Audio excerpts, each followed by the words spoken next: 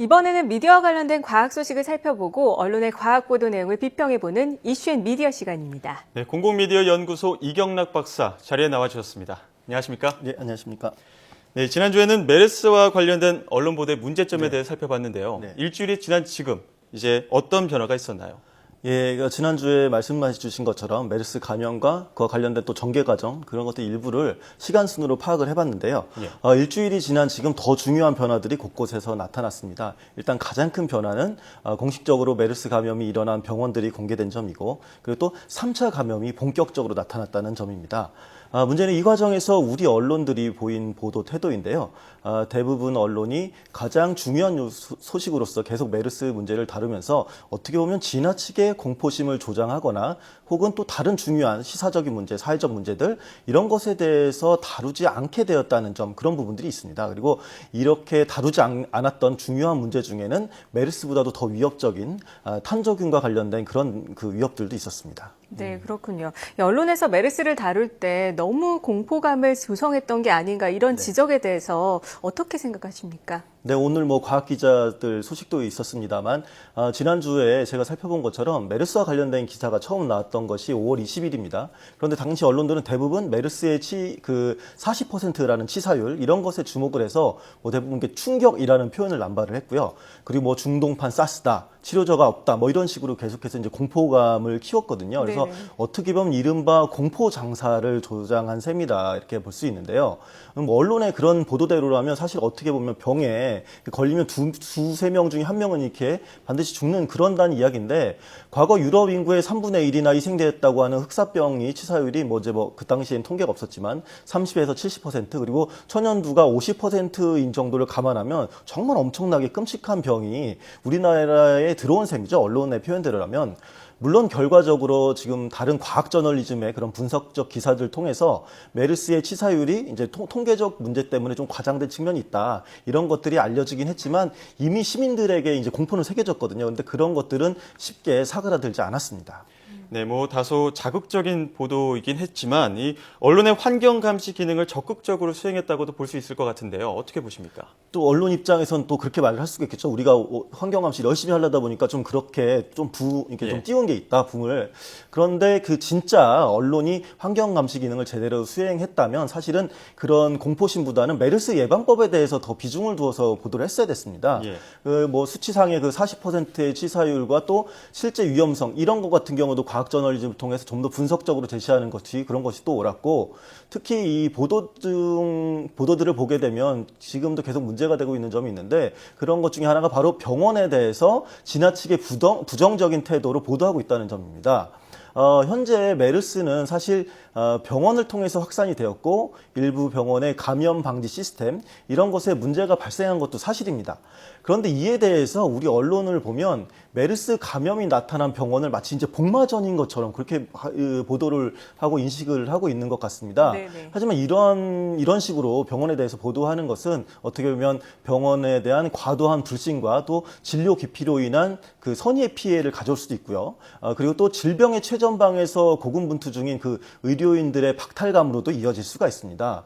어떻게 보면 이미 소를 잃은 상황에서 우리 언론이 외양간 관리자를 범죄자인 것처럼 몰 것이 아니라 외양간의 잠금 장치의 문제점 이런 것들을 심층적으로 분석하고 보완할 방향 이런 것들을 모색을 해야 됩니다. 실제로 보게 되면 병원 탓을 많이 하고 있지만 최근에 밝혀진 내용들은 오히려 방역 당국, 행정의 미숙이나 잘못된 부분을 감추고 비밀주의 이런 것들이 오히려 문제가 된 부분들이 있었기 때문에 사실 지금 병원들에서는 불만의 목소리가 굉장히 높게 나오고 있는 상황입니다. 네, 그런 부분이 없지 않아 있는데요. 이처럼 메르스 관련 보도들에 너무 치중을 하다 보니까 중요한 이슈들은 덮여지는 게 아니냐 이런 얘기도 나오고 있습니다. 그중에서 아까 지적을 해주셨지만 탄저균 배달 사고도 그중에 하나라고 볼 수 있겠죠. 예, 그렇습니다. 사실 시사적 문제들도 많이 있죠. 황교안 총리 후보 인사청문회나 성완종 리스트 불법 정치자금 수사 이런 정치적 문제들도 사실 공론장에서 사라져서 문제다 이런 식으로 문제 제기하시는 분들이 많은데 어떻게 보면 또 메르스보다 더 끔찍한 치사율, 그러니까 95%나 되는 치사율을 가진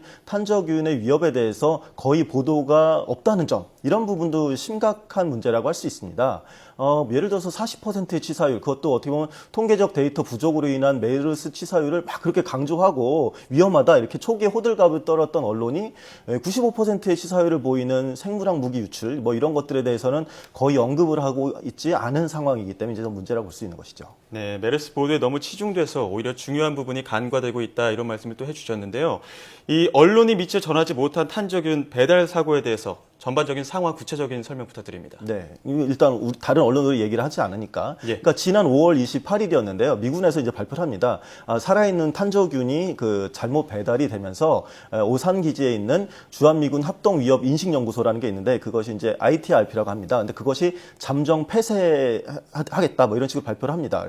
그런데 이 탄저균 같은 경우에는 일종의 생물학 무기거든요. 그래서 바실러스 안트라시스라는 공식 명칭을 갖고 있는 세균입니다. 굉장히 무서운 세균.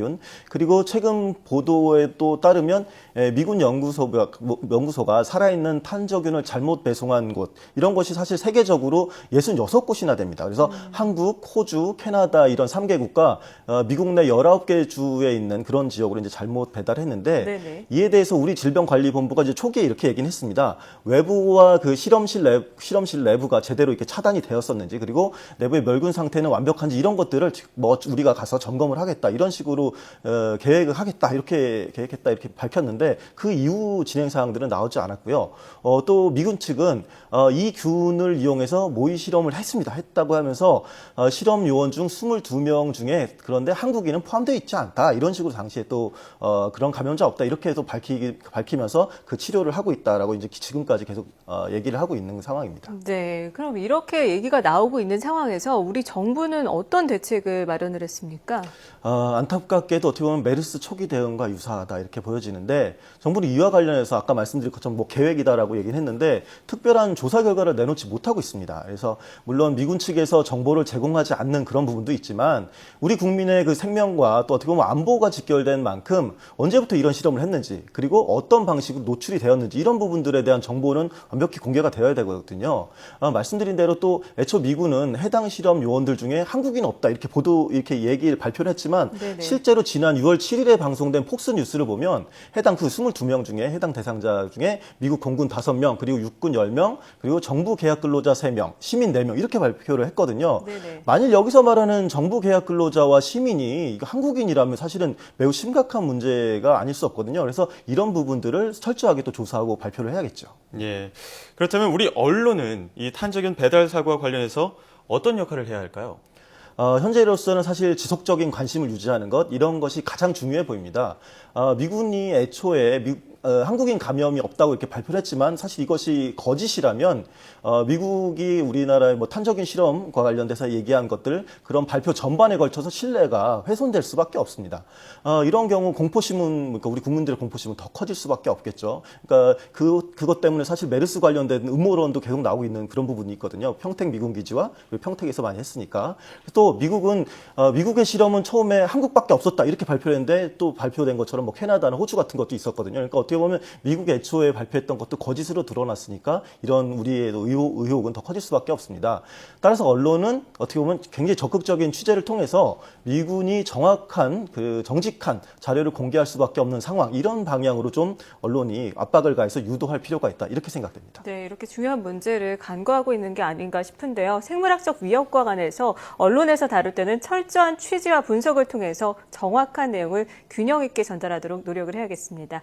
자, 지금까지 공공미디어 연구소 이경락 박사와 함께 이야기 나눴습니다. 오늘 말씀 고맙습니다. 네,